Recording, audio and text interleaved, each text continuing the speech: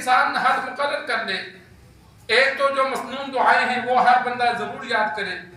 صبح شام پڑھنے کی, کھانے پینے کی جو مسنون دعائیں ہیں ان کو تو پڑھا جائے, اور صبح کے وقت شام کے وقت جو مسنون دعائیں احادیث میں موجود ہیں, جو سنت عمل ہے وہ بھی پڑھی جائیں, اور جو اپنی حفاظت کے لیے ہیں وہ بھی پڑھی جائیں, وہ اپنی عادت بنا لی جائے. اور ان کے علاوہ اپنے لیے وظائف انسان مقرر کرے. کلمہ طیبہ ہے وہ 300 بار پڑھنا ہے. کئی مرتبہ پڑھنے کا طریقہ بتلایا کہ 3 بار یا 5 بار لا الہ الا اللہ محمد الرسول اللہ صلی اللہ علیہ وسلم پورا پڑھا جائے. پھر لا الہ الا اللہ لا الہ الا اللہ اسی طرح 30-40 مرتبہ پڑھا, پھر پورا کلمہ پڑھا 3-4 بار, پھر لا الہ الا اللہ. اس طرح کلمہ طیبہ کا ورد کیا جاتا ہے. تو کم از کم 300 بار روزانہ پڑھا جائے.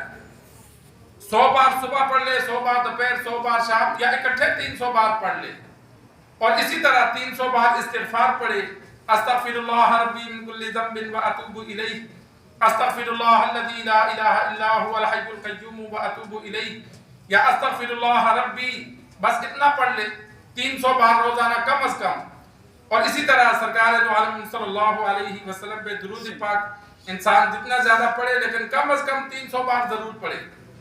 آسان ہے. سیدنا محمد صلی اللہ علیہ وآلہ وسلم, سیدنا احمد صلی اللہ علیہ وآلہ وسلم, یہ سب سے مختصر درود ہے. آپ صلی اللہ علیہ وسلم کا نام لیا, کوئی بھی صفاتی ناموں میں سے نام لے لیا جائے, اور ساتھ صلی اللہ علیہ وآلہ وسلم.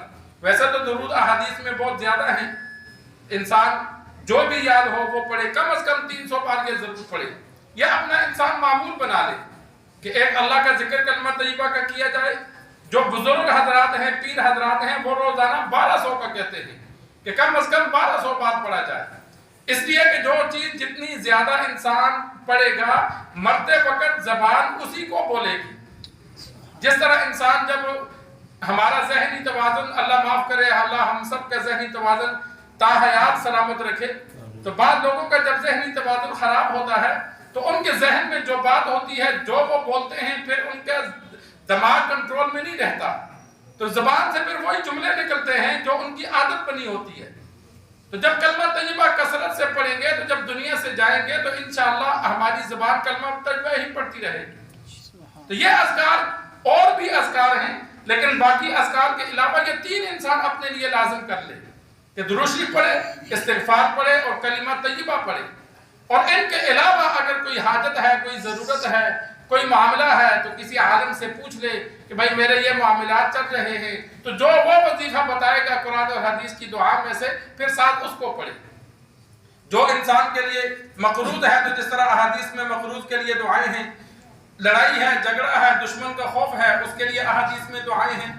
مختلف حاجات ہیں, بچوں کے رشتوں کا مسئلہ ہے, بیوی بچے نافرمان ہیں, تو احادیث میں قرآن میں دعائیں موجود ہیں. تو وہ عالم سے پوچھ لیا جائے, تو پھر جو وہ دعا بتلائے گا پھر ان دعاؤں کو ساتھ پڑھے.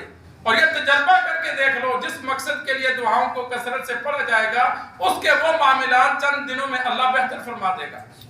ہوتا یہ ہے کہ ہم 2-4 دن پڑھتے ہیں, پھر کہتے ہیں یار ٹھیک نہیں ہوا. نہیں, جب گھر کا ماحول ہمیشہ خراب ہے, بیوی بچے نافرمان ہیں, تو وہ ایک دن کے لیے تو نافرمان نہیں ہیں, وہ ہمیشہ نافرمان ہیں.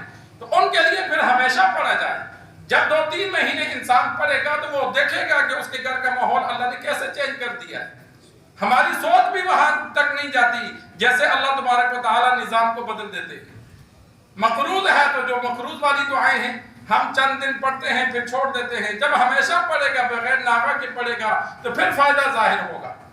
تو وہ دعائیں بھی ساتھ انسان, لیکن جو بغیر مقصد کے اللہ کی رضا کے لیے پڑھنا ہے, وہ کلمہ طیبہ, درود پاک اور استغفار, ان کو انسان لازمی اپنے اوپر مقرر کرے کہ میں نے دن کو اتنا پڑھنا ہے, رات کو اتنا پڑھنا ہے, اور روزانہ ہر حال میں پڑھے. اللہ سے دعا ہے اللہ ہمیں دین سیکھ کر, سمجھ کر عمل کرنے کی توفیق عطا فرمائے.